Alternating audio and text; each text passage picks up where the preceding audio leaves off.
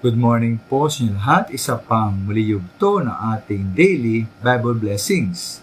Pamagat po ng ating araling umaga ay ang kahulugan ng pag-ibig. Ang kahulugan ng pag-ibig.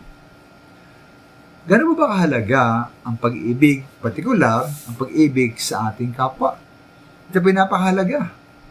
Ang ating Panginoon po ay tinanong sa Mark 12:28 kung ano ang pinakamahalagang utos. Siya po sumagot sa verse 29-31, ito po ay mahalin ang Diyos ng lahat sa atin at mahalin ang kapwa tulad ng pagmamahal natin sa ating sarili.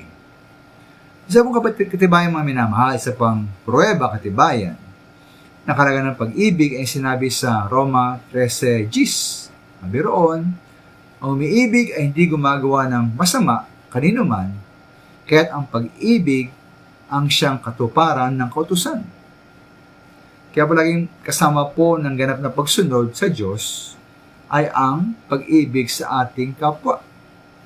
Kung tayo po sumunod sa ating Panginoon, dapat tayo magmahal sa ating kapwa. Wait lang po, kaya ang kahulugan naman ng pag-ibig.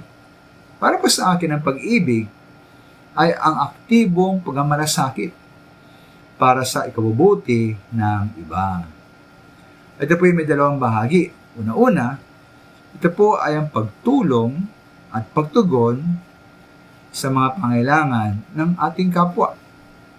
Ito po sinabi po sa 1 13:7 na kung kaya mong tumulong at may kapatid ka na nangailangan, dapat mo siyang tulungan sa magitan ng gawa, di lamang salita. Ikalawa po, sabi naman po sa Roma 13:10, na umiibig po ay hindi gumagawa ng masama kanino man.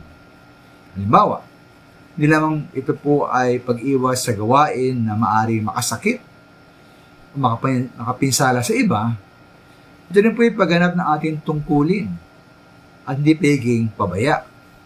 Halimbawa, ang isang ama, maaaring hindi niya sinasaktan ang kanyang anak, ngunit kanya bang pinapakain?